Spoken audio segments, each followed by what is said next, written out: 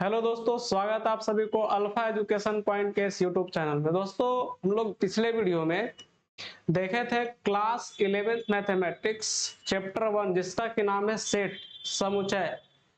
तो पिछले क्लास में हम लोग देखे थे सेट्स और उसका डेफिनेशन और सेट्स का रिप्रेजेंटेशन। आज के वीडियो में हम लोग देखने वाले हैं क्लास 11th मैथमेटिक्स के चैप्टर 1 का एक्सरसाइज 1.1 का सभी क्वेश्चन का सॉल्यूशन। 1.1 का सभी क्वेश्चन सॉल्यूशन। तो यहाँ पे देख पा रहे हो हेडिंग्स बना हुआ है क्लास 11 एक्सरसाइज 1.1 एनसीईआरटी बुक है, ऑल क्वेश्चन सॉल्यूशन। तो यहाँ पे हम लोग स्टार्ट करते हैं एक्सरसाइज 1.1 का पहला क्वेश्चन का फर्स्ट। तो थोड़ा सा पहले हम लोग फिर से एक बार डिस्कस कर लेते हैं सेट्स क्या होता है, सेट्स का रिप्रेजेंटेशन क्या होता है। तो पिछले वीडियो में हम लोग देखे थे कि जो सेट्स होता है वो एलिमेंट्स या ऑब्जेक्ट का कलेक्शन होता है जो अपने आप में वेल डिफाइंड होता है, पूर्ण रूप से परिभाषित होता है, उसको हम लोग सेट्स बोलते हैं।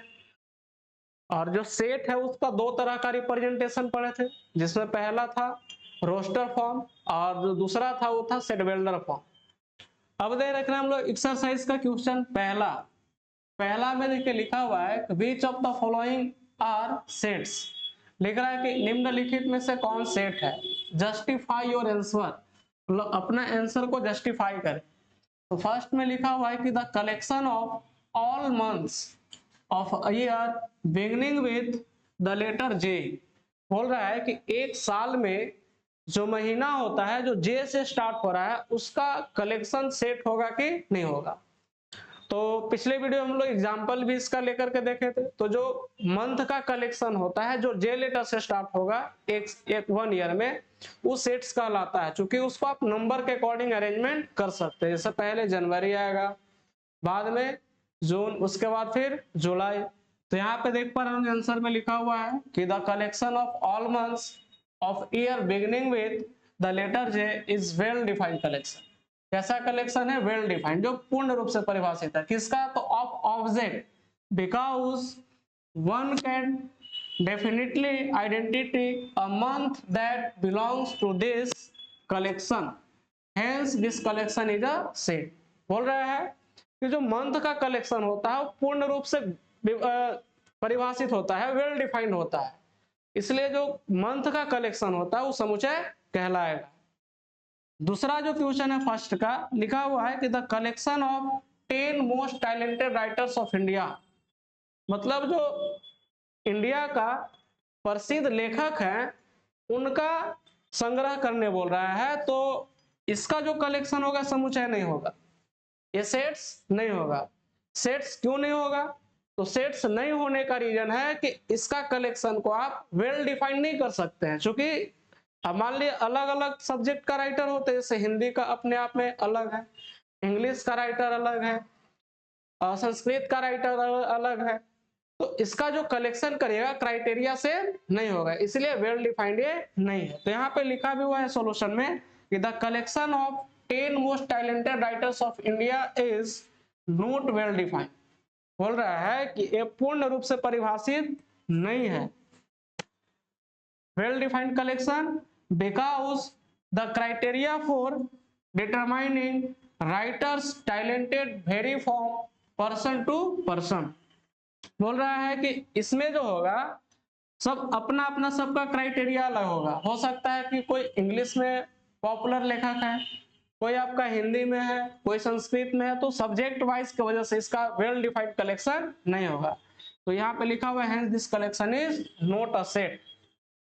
अगला क्वेश्चन देखते हैं, फर्स्ट का ही थर्ड नंबर क्वेश्चन है, एक्सरसाइज 1.1 का पहला का तीसरा क्वेश्चन। तीसरा लिखा हुआ क्या, team of 11 best cricket batsman of the world. विश्व के 10 सबसे टैलेंटेड बैट्समैन का जो हम लोग कलेक्शन करेंगे वो समुच्चय होगा कि नहीं। तो यहाँ पे देख पा रहे होंगे कि जैसे आंसर लिखा हुआ है कि a team of 11 best cricket batsman of the world not well defined collection, ये वेल डिफाइंड नहीं है। जैसे पिछले दिन एग्जांपल में भी हम लोग देखे थे कि जो बैट्समैन का कलेक्शन होता है पूरे वर्ल्ड का, उस समुच्चय नहीं कहलाएगा। समुच्चय इसलिए नहीं कहलाएगा कि वो पूर्ण रूप से वेल डिफाइंड नहीं है, यानी पूर्ण रूप से परिभाषित तो नहीं है। रीजन, तो रीजन यह है कि जैसे मान लीजिए कोई बर्ड्स नेम जो होता है, पहला तो हो गया कि कंट्रीज अलग अलग हो जाएगा, दूसरा है कि जो बैट्समैन होता है कोई सिंगल डबल ज्यादा रन लेता है, कोई आपका बाउंड्री पे ज्यादा बिलीव करता है या बाउंड्री ज्यादा मारने का काम करता है, इसलिए सबका क्राइटेरिया अलग हो जा रहा है। इस कारण से जो सेट्स है, सॉरी ये जो कलेक्शन है समुच्चय नहीं कहलाएगा। तो यहाँ पे लिखा भी हुआ है कि not well defined collection because the criteria of determining a batsman talents many vary from person to person, मतलब सब अलग अलग रहेगा, hence this collection is not a set। next है the collection of all boys in your class, आपके class में सभी लड़कों का जो संग्रह होगा वो समुच्चय होगा कि नहीं। तो इस क्लास का सभी स्टूडेंट का जो संग्रह होगा वो समुच्चय होगा, संग्रह समुच्चय कहलाएगा। क्यों कहलाएगा? तो रीजन है कि उसका जो अरेंजमेंट है आप रोल नंबर के अकॉर्डिंग अरेंजमेंट कर सकते हैं, हाइट के अकॉर्डिंग कर सकते हैं, वेट के अकॉर्डिंग कलेक्शन कर सकते हैं, क्योंकि एक क्लास की बात कर रहा है। तो इस कंडीशन में सेट कहलाएगा। तो यहाँ पे देखिए लिखा भी हुआ है कि the collection of all boys in your class is a well defined collection. कैसा कलेक्शन है? वेल डिफाइंड, जो पूर्ण रूप से परिभाषित है। Because you can definitely identify a boy who belongs to this collection, hence this collection is a set। आगे question देखते हैं हम लोग, क्वेश्चन नंबर 5, फर्स्ट क्वेश्चन का 5 नंबर क्वेश्चन है। लिखा हुआ कि the collection of all natural number less than 100, बोल रहा है कि प्राकृतिक संख्याओं का संग्रह जो 100 से कम है उसका संग्रह समुच्चय होगा कि नहीं। तो उसका संग्रह समुच्चय होगा, चूंकि 1 से लेकर के 99 तक हम लोग यूज करेंगे। तो लिखा हुआ है कि the collection of all natural numbers less than 100 is well defined collection. कैसा कलेक्शन हो जाएगा? पूर्ण रूप से परिभाषित होगा। तो यहाँ पे आगे इसमें लिखा because one can definitely identify a number that belongs to this collection, hence this collection is a set.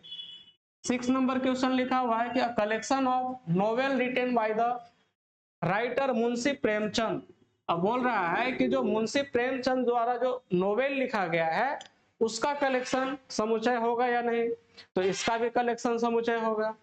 समुच्चय इसलिए होगा क्योंकि उनके द्वारा जो भी लिखा गया नोवेल्स होगा वो बारी बारी से करके लिखा गया, एक साथ या आगे पीछे का, मतलब स्टेप बाय स्टेप उसको अरेंजमेंट कर सकते हैं कि पहला नोवेल ये था, दूसरा नोवेल इस तारीख को लिखा गया, तीसरा नोवेल इस तारीख को लिखा गया, मतलब उसको आप अरेंजमेंट कर सकते हैं एक ऑर्डर में। तो इस कंडीशन में ये समुच्चय होगा। तो यहाँ पे आंसर में भी लिखा हुआ है कि a collection of novel written by the writer Munshi Premchand is well defined collection because one can definitely identify a book that belongs to this collection, hence this collection is a set। आगे question देखते हैं 8 number question, 7 number 7 लिखा हुआ है कि the collection of all even integer, बोल रहा है कि सम इंटीजर मतलब इवन इंटीजर सम पूर्णांक का जो संग्रह है वो समुच्चय होगा कि नहीं। तो ऑल इवन इंटीजर का जो संग्रह सेट्स होगा, सॉरी कलेक्शन होगा, उस समुच्चय कहलाएगा, सेट्स कहलाएगा। सेट्स इसलिए कहलाएगा कि इसका जो कलेक्शन आप लिख सकते हैं, जैसे इवन इंटीजर की बात करें तो 2 होगा, 4, 6, 8 डॉट डॉट डॉट आगे तक जाएगा, इनफाइनाइट तक जाएगा, इसलिए समुच्चय होगा। तो लिखा भी हुआ है इसमें कि the collection of all even integer is well defined collection. कैसा कलेक्शन है? वेल डिफाइंड, मतलब पूर्ण रूप से परिभाषित है। Because one can definitely identify an even integer that belong to this collection, hence this collection is a set। 8वां number question है the collection of question in your chapter, in this chapter, बोल रहा है कि इस chapter में जो भी क्वेश्चन का संग्रह है वो समुच्चय होगा कि नहीं। तो इस क्वेश्चन, इस एक्सरसाइज में या इस चैप्टर में जो क्वेश्चन का संग्रह है वो समुच्चय होगा, क्योंकि एक नंबर से अरेंज किया हुआ है, जैसे first question, second, third, fourth, इस तरह से अरेंजमेंट किया हुआ है। तो इस कंडीशन में जो क्वेश्चंस का कलेक्शन होगा इस चैप्टर का वो समुच्चय होगा, सेट्स होगा। यहाँ आंसर में भी लिखा हुआ कि the collection of questions in this chapter is a well defined collection, पूर्ण रूप से परिभाषित है, because one can definitely identify questions that belongs to this chapter, hence this collection is a set. 9 number question है कि a collection of most dangerous animals of the world, बोल रहा है कि इस दुनिया में जो भी डेंजरस खतरनाक जानवर है उसका अगर हम लोग संग्रह करें तो समुचय होगा कि नहीं। तो अगर आप 10 खतरनाक जानवरों का संग्रह करते हैं पूरे दुनिया का, तो उसका कलेक्शन जो है उस समुचय नहीं कहलाएगा। इसलिए नहीं कहलाएगा कि सबसे पहले तो उसका जो प्रजाति है वो अलग अलग हो जाएगा। जैसा अगर मान लीजिए आप सांप को लेकर के चलिए तो सांप में अलग खतरनाक सांप में भी कुछ खतरनाक अलग होते हैं। अगर और भी आप जानवर का नाम लेकर के चलते, जैसे बाघ हो गया उसका प्रजाति अलग है, चीता उसका प्रजाति अलग है। तो इस कंडीशन में क्राइटेरिया सबका चेंज हो जा रहा है, और क्राइटेरिया अगर चेंज हो जाता है तो उस कंडीशन में उसका कलेक्शन जो है वो समुचय नहीं कहलाता है। तो यहाँ इसका आंसर भी लिखा हुआ है कि the collection of most dangerous animals of the world not well defined collection. ये जो 10 सबसे खतरनाक जानवरों का संग्रह है वो पूर्ण रूप से परिभाषित नहीं है। क्यों नहीं है? तो यहाँ पे लिखा भी हुआ because this criteria for determining the dangerous of an animals can vary from person to person, मतलब सबका अलग अलग होगा। Hence this collection is not a set, मतलब कि ये जो कलेक्शन है वो समुचय नहीं कहलाएगा। तो ये था पहला का एक्सरसाइज 1.1 का पहला का 9 क्वेश्चन। अब आगे देखते हैं हम लोग क्वेश्चन नंबर 2। क्वेश्चन नंबर 2 में एक सेट दिया हुआ है, एक सेट है जिसका मेंबर है 1 2 3 4 5 6 तक है। लिखा हुआ है कि insert the appropriate symbols belongs और डज नॉट बिलोंग, मतलब कि ये जो सिंबल्स यहाँ पे देख पा रहे हैं इस सिंबल को हम लोग बोलते हैं बिलोंग, और ये जो सिंबल्स है इसको बोला जाता है does not belong, does not belong. अब इसमें हम लोग को यहाँ पे सिंबल्स लगाना है। इसमें भी देखिए आपका 6 क्वेश्चन दिया हुआ है, फर्स्ट, सेकंड है, थर्ड है, फोर्थ है, फिफ्थ और सिक्स्थ है। इसमें अगर कहने का मतलब है कि अगर 5 जो है इस सेट में अगर रहेगा तो उसमें सिंबल्स लगेगा बिलोंग्स, मतलब ही ए सेट का 5 जो है मेंबर है। और अगर मान के चलिए कोई एलिमेंट्स इसका मेंबर अगर नहीं है तो उसमें हम लोग जो सिंबल लगाएंगे उसमें लगेगा डज नॉट बिलोंग का, मतलब उसका मेंबर ये नहीं। तो पहला जो क्वेश्चन है उसमें दिया हुआ है 5 जो है यहाँ पे लगाना है सिंबल हम लोग का, वो ए का मेंबर है कि नहीं। तो यहाँ पे आप सेट में देख सकते हैं कि 5 जो है ए का मेंबर है या नहीं, तो 5 इस सेट में है, इसलिए इसमें बिलोंग्स टू का सिंबल्स रहेगा। सेकंड की बात करते हैं, सेकंड में दिया हुआ है 8 का, तो 8 जो है वो ए का मेंबर है या नहीं, तो 8 आप देख सकते हैं सेट में 8 नहीं है, तो इसमें डज नॉट बिलोंग का सिंबल रहेगा। अब यहाँ से थर्ड नंबर की बात करते हैं, तो थर्ड में दिया हुआ 0। अब यहाँ पे देखना है कि 0 जो है वो ए का मेंबर है या नहीं, तो यहाँ पे देख सकते हैं सेट में 1 से लेकर के 6 तक दिया हुआ था, ये भी मेंबर नहीं है, तो इसमें भी डज नॉट बिलोंग का सिंबल रहेगा। फोर्थ नंबर क्वेश्चन है आपका 4 ए का मेंबर है या नहीं, यहाँ पे हम लोग 4 और यहाँ ए लिख दिए। अब 4 ए का मेंबर है या नहीं, तो यहाँ पे देख सकते हैं सेट में 4 है अवेलेबल, तो यहाँ पे बिलोंग्स टू का सिंबल रहेगा। फिर यहाँ क्वेश्चन नंबर 5 की बात करते हैं, तो 5 में देख रहे होंगे यहाँ पे 2 है, 2 सेट ए में अवेलेबल है, तो 2 जो है वो बिलोंग्स करेगा आपका ए से। 6 नंबर क्वेश्चन आपका है 10। अब इसमें तो 1 से लेकर 6 तक ही सेट ए में है, तो 10 जो है वो ए का मेंबर नहीं है, इसलिए डज नॉट बिलोंग का सिंबल लग जाएगा। तो ये था क्वेश्चन नंबर 2 का सारा क्वेश्चन का सॉल्यूशन। आगे देखते हैं क्वेश्चन नंबर हम लोग 3। अब क्वेश्चन नंबर जो 3 है इसमें हम लोग को लिखना है कि जो क्वेश्चंस है उसका आपको रोस्टर रूप लिखना है, रोस्टर रूप यानी रोस्टर फॉर्म। तो क्वेश्चंस लिखा हुआ थर्ड में कि write the following sets in the roster form, मतलब जो सेट्स दिया हुआ है यहाँ पे सेट बिल्डर फॉर्म में दिया हुआ है और आपको रोस्टर फॉर्म में लिखना है। तो फर्स्ट क्वेश्चन है,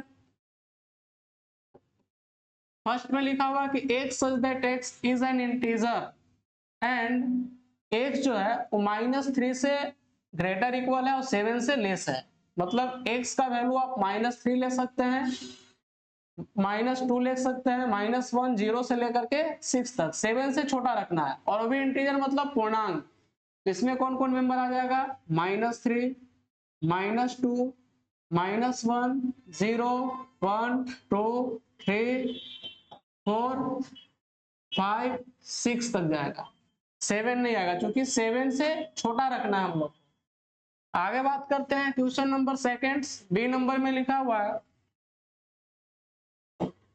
बी सेट दिया हुआ है, बी में रखना है member x such that x is a natural number less than 6। बोल रहा है कि x जो है वो नेचुरल नंबर है जो 6 से छोटा है। तो जो नेचुरल नंबर होता है आपका 1 से स्टार्ट होता है, 1 से लेकर के इनफाइनाइट तक जाता है। तो हमको लेस देन 6 रखना है, लेस देन 6 में 1 से 5 तक इसमें नंबर आ जाएगा। तो 1, 2, 3, 4, 5 तक ही रहेगा, क्योंकि लेस देन की बात कर रहा है इसलिए आगे इसमें नहीं बढ़ाएंगे हम लोग। तो इसमें मेंबर ये आ जाएगा 1, 2, 3, 4, 5। थर्ड नंबर क्वेश्चन की बात करते हैं। तो थर्ड में हम लोग यहाँ सी सेट दिया हुआ है, सी सेट में लिखा हुआ कि x such that x 2 digit natural number such that the sum of digit is 8। बोल रहा है कि ये जो सी सेट है इसमें जो नंबर्स दिया हुआ है नेचुरल वो 2 डिजिट का है, जिसका सम क्या होना चाहिए, 8 होना चाहिए। तो 8 के मतलब पहला 2 डिजिट की अगर हम लोग बात करें तो फर्स्ट में आ जाएगा 17, 17, 1 + 7 अगर आप करते हैं तो 1 + 7 करने पे आपको 8 आ जाएगा। इसके बाद दूसरा जो आएगा 26 आ जाएगा, क्योंकि 2 + आप 6 करके देखिए 8 आ जाएगा। इसके बाद 35 हो जाएगा, क्योंकि 3 + 5 8 होगा। फिर आपका 44 हो जाएगा, 4 + 4 8 हो जाएगा। नेक्स्ट फिर इसके बाद इसको जस्ट पलट दिए तो 7 1 71 2 डिजिट नंबर है। इसके बाद हो जाएगा आपका 6 2, इसके बाद 5 3। तो अब इसका सम आप करके देख सकते हैं, इसका सम जो होगा वो सब में 8 आ जाएगा। तो 17 26 35, उसके बाद 44, फिर यहाँ से हो गया 71 62 और 53। इस दोनों संख्याओं का सम क्या हो जाएगा, 8 आ जाएगा। और दोनों कैसा संख्या है, तो 2 डिजिट का आपका नेचुरल नंबर है। फोर्थ नंबर दिया हुआ है डी नंबर का, डी सेट एक दिया हुआ है, डी में दिया हुआ है कि x such that x prime number which is divisor of 16। 60 का डिवाइजर है जो प्राइम नंबर हो। अब 60 का डिवाइजर प्राइम नंबर अगर आपको निकालना है तो सबसे छोटा जो प्राइम नंबर होता है वो हो जाता है 2 आपका अभाज्य संख्या। 2 के बाद फिर 3 से भी डिवाइड होगा, 3 के बाद फिर आपका 5 आ जाएगा। 5 के बाद अगर आप यहाँ निकालना चाहें तो निकाल सकते हैं, जैसे मान लिया आप 60 की बात करें तो इसका अगर आपको प्राइम नंबर निकालना है तो इसको देखना है, प्राइम नंबर बोले तो अभाज्य संख्या। अभाज्य संख्या होता क्या है, तो जो प्राइम नंबर होता है वो केवल 1 और सेल्फ से डिविजिबल होता है, मतलब एक और जो खुद से डिविजिबल होता है उसको हम लोग बोलते हैं प्राइम नंबर, या हिंदी में उसको अभाज्य संख्या बोला। तो अगर हम एक की बात करें तो एक जो होता है प्राइम नंबर नहीं है। प्राइम नंबर आपका 2 से स्टार्ट होता है, इसमें 2 हो गया, 3 हो गया, 5 हो गया, 7 है, इस तरह से आपका ये सब प्राइम नंबर्स है। तो यहाँ पे 2 जो है 60 को डिवाइड कर सकता है, 3 भी 60 को डिवाइड करेगा। 3 के बाद फिर आपका 5 है, 5 के बाद जैसे 7 से डिविजिबल नहीं है, 7 प्राइम नंबर है बट डिविजिबल नहीं है। 7 के बाद फिर 8 नहीं है, 9 10 11 फिर प्राइम नंबर में आता है, तो 11 से आपका 7 डिविजिबल नहीं है। 11 के बाद फिर 13 आता है प्राइम नंबर, तो 13 भी 60 को डिवाइड नहीं कर सकता है। 13 के बाद फिर आपका 17 है प्राइम नंबर, तो 17 भी डिवाइड नहीं कर सकता है। 17 के बाद आपका 17 के बाद फिर आपका 19 है, वो भी 60 को डिवाइड नहीं करेगा। 23 है, वो भी 60 को डिवाइड नहीं कर सकता है। और 23 के बाद फिर आपका है 29, 29 भी आपको 60 को डिवाइड नहीं कर सकता है। अब 30 के बाद 30 अगर डिवाइड भी करेगा तो 30 जो है वो प्राइम नंबर नहीं है, इसलिए इसमें 2 3 और केवल आ जाएगा 5। तो डी सेट में जो मेंबर बनेगा 2 3 और 5 का बनेगा। क्वेश्चन नंबर 5 जो है इसमें ई सेट दिया हुआ है। अब ई में कौन कौन सा मेंबर लिखना है, तो यहाँ पर लिखा हुआ है कि the set of all letters in the word trigonometry. इसमें 2 क्वेश्चन है, 5वां और 6वां दोनों है। तो अभी हम लोग देख पा रहे हैं यहाँ पे पांचवा का ट्रिग्नोमेट्री जो वर्ड है इसका संग्रह करना है। तो इसमें से करना क्या होता है कि जो रिपीटेड वर्ड होता है इसको एक बार लिखना है। जैसे मान ली इसमें ट्रिग्नोमेट्री में टी 2 टाइम है तो टी एक ही बार लिखाएगा। तो यहाँ से टी का काम हम लोग का हो गया खत्म। आर, अब आर देख लेंगे कहाँ है, तो आर यहाँ है और एक यहाँ है, आर का भी काम खत्म। फिर यहाँ से लिखेंगे आई, आई का भी काम खत्म हो गया। उसके बाद जी, जी के बाद फिर ओ, ओ का काम खत्म हो गया। उसके बाद फिर एन लिखेंगे, एन का काम खत्म। उसके बाद फिर एम लिख देंगे, एम का भी काम खत्म हो गया। उसके बाद ई और फिर हो जाएगा आपका वाई। तो ट्रिग्नोमेट्री का जो सेट्स बनेगा आपका इस तरह से रहेगा, जिसमें जो रिपीटेड लेटर्स होगा उसको वन टाइम लिखना है। 6 इसी में है आपका, 6 यहीं पे आ गया। 6 में लिखा हुआ है कि एफ सेट है, एफ सेट है, बोल रहा है कि the set of all letters of better, word कौन सा है बेटर, बेटर का आपको सेट बनाना। तो बताया भी जस्ट कि जो रिपीटेड लेटर्स होता है उसको एक बार लिखना है। तो पहला हो जाएगा बी, उसके बाद फिर ई, अभी 2 टाइम है 1 टाइम लिखाएगा यहाँ से। उसके बाद टी 2 टाइम से 1 टाइम लिखाएगा और फिर उसके बाद आ जाएगा आर। तो इस तरह से अब ये जो रिप्रेजेंटेशन देख रहे हैं जिसका हम लोग अभी आंसर लिखे, ये जो है आपका सेट वेल्डर फॉर्म में, और अभी जो हम लोग आंसर लिखे हैं वो रोस्टर फॉर्म में है। आगे देखते हैं क्वेश्चन नंबर हम लोग 4। अब क्वेश्चन नंबर 4 जो है ये क्या है, तो क्वेश्चन नंबर 4 जो यहाँ पे दिया हुआ है, इस ये जो आपका दिया हुआ है रोस्टर फॉर्म, और इसको लिखना हम लोग को सेट वेल्डर फॉर्म। और अभी जो हम लोग क्वेश्चन से सब जो देखे, अब ये सब जो क्वेश्चन था ये सेट वेल्डर फॉर्म में था, हम लोग को लिखना था रोस्टर फॉर्म में। तो यहां से अगर हम लोग इसको लिखते हैं सेट वेल्डर फॉर्म में, सेट वेल्डर फॉर्म में यहाँ पे रोस्टर में दिया हुआ है, तो इसका सॉल्यूशन फर्स्ट में लिखा हुआ है 3 6 9 12, एक सेट है। अगर हम इसका बात करें तो यहाँ पे देख पा रहे हैं कि 3 का मल्टीपल है, 3 है 6 है 9 है और उसके बाद 12 है। तो इसको लिख सकते हैं एक such that x is a natural number, natural number, या फिर मल्टीपल ऑफ 3 लिख सकते हैं, मल्टीपल ऑफ 3। नेचुरल नंबर लिखने का जरूरत नहीं, यहाँ पे डायरेक्ट लिख देते हैं हम लोग multiple of 3।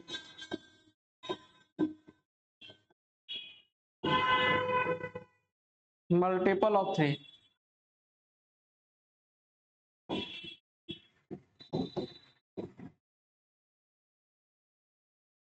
Multiple of 3 where जो x रहेगा, x का वैल्यू क्या रखेंगे हम लोग, तो यहाँ पे x का मान हम लोग रख सकते हैं 1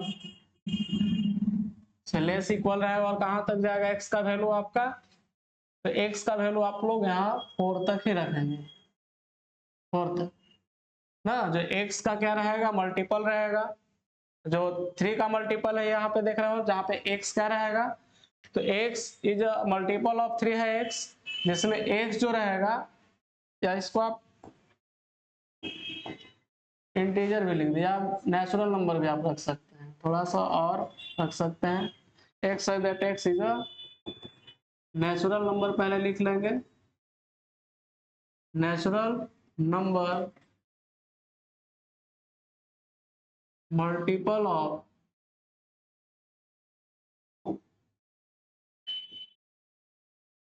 मल्टीपल ऑफ 3,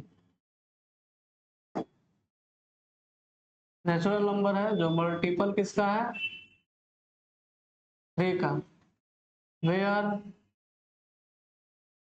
जहाँ x रहेगा वो आपका 1 से ग्रेटर इक्वल, तो कहां तक जाएगा ये 4 तक। आप यहाँ पे देख पा रहे होंगे कि जैसे अगर आप एक, जैसे ये जो रहेगा आपका 3x के फॉर्म में रहेगा, x के जगह पे अगर आप 1 रखते हैं तो 3 मिलेगा, अगर आप यहाँ 2 रखते हैं तो 6 मिलेगा, और यहाँ फिर आप 3 रखते हैं तो 9 मिलेगा, और यहाँ 4 रखते हैं तो 12 मिलेगा।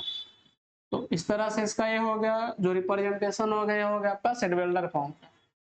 नेक्स्ट है यहाँ पे लिखा हुआ है कि 2 4 8 16 और 32 है, मतलब इसमें देख पा रहे होंगे कि ये जो है आपका 2 का पावर है, 2 का पावर 1, 2 का पावर 2 में आपका 4, 2 का पावर 3 में 8, 2 का पावर 4 करेंगे 16, 2 का पावर 5 रखेंगे तो हो जाएगा 32। तो इसका जब हम लोग सॉल्यूशन निकालेंगे तो इसके लिए भी हम लोग लिखेंगे x such that x is a natural number,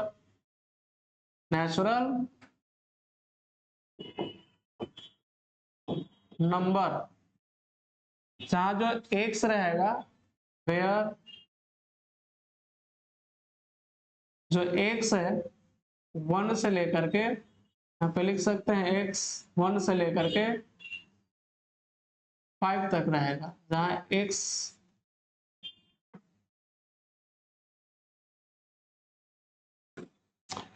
जहां पे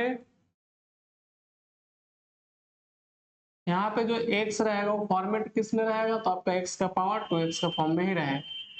अब जैसे हम लोग x का वैल्यू चेंज करेंगे तो x का वैल्यू जैसे 1 रखेंगे तो यहाँ पे 2 मिलेगा, 2 रखने पे 4, 3 रखने पे 8, उसके बाद 4 रखेंगे तो यहाँ से आ जाएगा 16, और फिर अगर आप 5 रखते हैं तो हो जाएगा आपका 32। नेक्स्ट यहाँ पे देख पा रहे होंगे इसमें भी सेम आपका कंडीशन आ रहा है। सेम कंडीशंस क्या आ रहा है, तो सेम कंडीशंस में आप यहाँ पे देख पा रहे हैं कि इसमें आपका 5 है, उसके बाद 25 है, उसके बाद 125, यहाँ पे फिर आपका 625 है। तो अगर आप यहाँ पे देखें तो 5 के पावर 1 रखने पे 5 आएगा, 5 के पावर अगर आप 2 रख रहे हैं तो 5 का पावर 2 में आपका 25 हो जाएगा, 5 का पावर अगर आप 3 रख रहे हैं तो 5 का पावर 3 में आपका आ जाएगा 125, और 5 का पावर अगर आप 4 रख रहे हैं तो 5 के पावर 4 में आपका 625 आ जाए। तो इसके लिए जो हम लोग आंसर लिखेंगे सेट बिल्डर फॉर्म में, तो यहाँ पे देख पा रहे हैं कि ये 5 के पावर के फॉर्म में है। अब 5 के पावर के फॉर्म में अगर है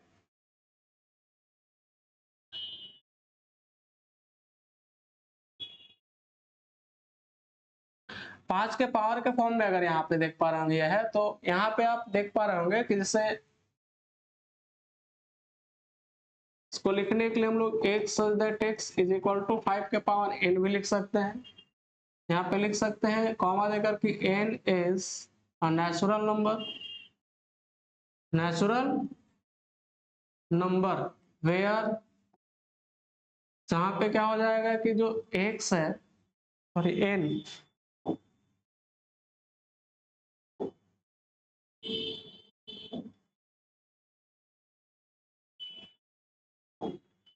where जो n है 1 से लेस इक्वल होगा, और ये जाएगा आपका 4 तक, n का वैल्यू कहां तक जाएगा 4 तक। इसमें भी आप लिख सकते हो उसी तरह से, ये जो क्वेश्चन है इसमें थोड़ा सा चेंज कर लेंगे।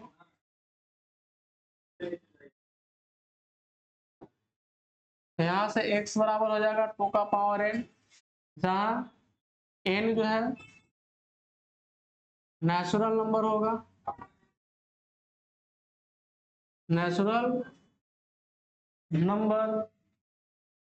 और यहाँ पे आ जाएंगे हम लोग तो ये हो जाएगा आपका 1 जो है लेस इक्वल रहेगा आपका 5 का, सॉरी n जो है वो लेस इक्वल हो जाएगा फिर 5 से, मतलब 1 से बड़ा 1 के इक्वल और 5 से छोटा हो जाएगा नेचुरल नंबर में। नेक्स्ट क्वेश्चन यहाँ पे देख पा रहे होंगे फोर्थ में लिखा हुआ 2 4 6, इस तरह से आपका लिखा हुआ, तो ये कैसा हो जाएगा सेट, तो ये हो जाएगा सेट आपका सेट ऑफ इवन इंटीजर का हो जाएगा, पूर्णांक का हो जाएगा। तो यहाँ पे लिख सकते हैं इसका सॉल्यूशन में आप कि x such that x is an even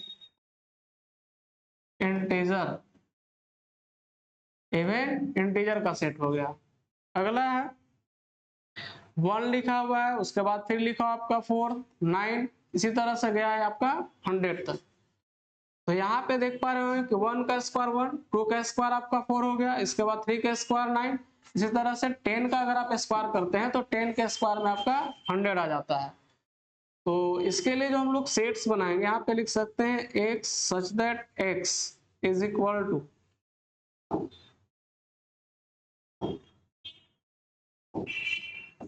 अब यहाँ पे जो बनेगा आप यहाँ पे देख रहे होंगे कि 1 का स्क्वायर करने पे 1 आ रहा है, 2 का स्क्वायर करने पे 4 आ जा रहा है। तो यहाँ से हम लोग x का स्क्वायर कर देंगे या n का स्क्वायर कर देंगे, n का स्क्वायर करेंगे हम लोग, n का स्क्वायर करेंगे, n का स्क्वायर, जहां n जो रहेगा वो रहेगा आपका n is a natural number, natural number. अब नेचुरल नंबर क्या रहेगा, तो n का जो वैल्यू है 1 से लेकर के रहेगा आपका 10 तक, जहां पे n जो है वो 1 के बराबर रहेगा, 1 के बराबर, या फिर ये 1 से लेकर के 10 तक। अगर आप 1 रखते हैं n के जगह पे तो 1 मिलेगा, 2 रखिएगा तो 4 आ जाएगा, 3 रखने पे 9, 4 रखने पे 16, इसी तरह से लास्ट अगर 10 वैल्यू रखते हैं तो 10 में आ जाएगा ये 100। आगे क्वेश्चन देखते हैं, क्वेश्चन नंबर हम लोग 5। क्वेश्चन नंबर 5 में भी आपका यहाँ पे देख पा रहा हूँ कि लिखा हुआ है list all the elements of the following sets. अब यहाँ पे भी जो दिया हुआ है एक तरह से सेट बिल्डर फॉर्म में ही दिया हुआ है, सेट्स को रिप्रेजेंट किया है और आपको लिखना है रोस्टर फॉर्म। तो पहला जो क्वेश्चन है, पहला लिखा हुआ है X such that X is an odd natural number, मतलब यहाँ पे जो सेट है वो कैसा है, तो ओड नेचुरल नंबर का है। तो ओड नेचुरल नंबर में 1, उसके बाद 3, 3 के बाद फिर 5, 5 के बाद आपका हो जाएगा 7, डॉट डॉट डॉट आगे तक जाएगा इसमें। सेकेंड नंबर क्वेश्चन है b बराबर एक सेट दिया हुआ है X such that X is N integer, बोल रहा है कि x जो इंटीजर होगा जहां x जो है -1/2 से बड़ा और 9/2 से छोटा होगा, सब के सब कैसा है, तो इंटीजर। तो इसमें मेंबर कौन कौन आएगा, तो आपको लिखना है इंटीजर फॉर्म में। -1/2 से बड़ा इंटीजर आपका कौन हो जाएगा, 0, 1, उसके बाद 2, 3, अब 9/2 मतलब 4.5, 4.5 से छोटा मतलब आप 4 तक आप यहाँ पे रख सकते हैं इसमें। आगे है थर्ड नंबर क्वेश्चन, इसमें सी एक सेट दिया हुआ है, सी सेट में क्या है, तो सी सेट में दिया x such that X is N integer, बोल रहा है कि जो एक्स स्क्वायर उसका वैल्यू आएगा 4 से कम। एक्स जो है वो इंटीजर है और एक्स स्क्वायर करने पे आपका वैल्यू जो आना चाहिए 4 या 4 से कम होना चाहिए। तो अगर आप मान के चलिए -2 रखते हैं तो -2 पे 4 आएगा, -3 पे आपका हो जाएगा 9, इसलिए -3 लिखेंगे, -1 में 1 रहेगा, 0 भी रख सकते हैं, 1 भी रख सकते हैं और 2 तक, क्योंकि 3 में फिर 9 आ जाएगा। अगला क्वेश्चन देखेंगे, क्वेश्चन नंबर आपका फोर्थ नंबर इसका है। फोर्थ में डी एक सेट है, डी सेट में क्या दिया हुआ कि X such that X is an letter in the word loyal, loyal word है, इसका सेट्स क्या बनेगा, तो अभी जस्ट हम लोग पिछले क्वेश्चन में भी देखे थे कि जो लेटर्स रिपीटेड होगा वर्ड में उसको 1 टाइम लिखना है। तो पहला तो हो जाएगा इन, उसके बाद ओ, ओ के बाद फिर हो जाएगा आपका वाई, वाई के बाद आपका ए आ जाएगा, एल हो गया, ओ हो गया, वाई हो गया, फिर उसके बाद ए। अभी आपको फिर एल लिखने का जरूरत नहीं है, जो कि रिपीटेड लेटर 1 टाइम ही लिखाता है। यहां से हो गया लॉयल का सेट। पांचवा नंबर यहाँ पे देख पा रहे हैं, पांचवा का सॉल्यूशन, पांचवा में ई सेट है, बोल रहा है कि X such that X is a month of year not having 31 days, बोल रहा है कि वैसा मंथ का संग्रह करना है आपको जिसमें 31 डेज नहीं हो। तो जैसे अगर आप वैसा मंथ का अगर आप संग्रह करते हैं तो जो इवन नंबर ऑफ मंथ होता है, जैसे जनवरी ना फरवरी मार्च उसके बाद अप्रैल, जो इवन नंबर पे आता है मंथ वो सब आपका 31 डेज का नहीं होता है। तो हम लोग को नॉट हैविंग 31 मतलब 31 दिन का महीना कौन कौन सा नहीं होता है, तो जनवरी होता है, फरवरी आपका 31 दिन का नहीं होता है, फरवरी आ जाएगा, मार्च के बाद फिर अप्रैल आएगा, अप्रैल के बाद फिर आपका मई जून हो जाएगा, जून, जून के बाद जुलाई अगस्त, उसके बाद अगस्त के बाद आ जाएगा आपका सितंबर, सितंबर के बाद अक्टूबर, नवंबर आ जाएगा, एनओ भी कर देते हैं, क्या आ जाएगा, चूंकि दिसंबर आपका 31 डेज का होता है, तो जनवरी, मार्च, मार्च के बाद फिर आपका मई हो गया, जुलाई और अगस्त दोनों होता है 31 दिन का, सितंबर, अगस्त के बाद सितंबर, अक्टूबर होता है 31 दिन का, नवंबर आपका 30 दिन का, और दिसंबर भी जो होता है वो 31 दिन का होता है। तो 30 दिन का आपका फरवरी, अप्रैल, जून और सितंबर, उसके बाद नवंबर हो जाएगा। 6 नंबर क्वेश्चन है, तो 6 नंबर में दिया हुआ एफ एक सेट है। अब सेट में बोल रहा है कि X that X is a consonant in English alphabets which precedes K, बोल रहा है कि एक सच दैट टेक्स्ट जो कॉन्सोनेंट होगा इंग्लिश अल्फाबेट्स का, जो के से पीछे का हो। तो यहां से अगर हम लोग इसका लिखे सेट बनाए तो A B C D A F J, उसके बाद एच आई तक जाए। के को नहीं लेंगे, के से पहले वाला को लेना है। अगला क्वेश्चन देखते हैं हम लोग, क्वेश्चन नंबर 6। इस एक्सरसाइज का लास्ट क्वेश्चन है। अब 6 में जो हम लोग को है वो टैली करना। आपका इधर देख रहे होंगे कि 4 ठो दिया हुआ है सेट बिल्डर फॉर्म में आपका, सॉरी रोस्टर फॉर्म में, और इधर इसका सेट बिल्डर फॉर्म में दिया हुआ है।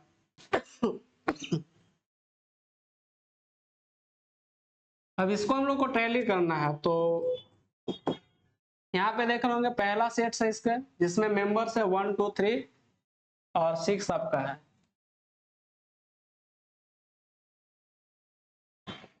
1 2 3 और 6 है। तो अब यहाँ से आपको देखना होगा 1 2 3 और 6। यहाँ पे देखेंगे हम लोग तो लिखा हुआ फर्स्ट में कि x such that x is a prime number of divisor of 6, prime number and divisor of 6 होना चाहिए। तो फर्स्ट का तो फर्स्ट ही है। यहाँ पे देखिए फर्स्ट में आपका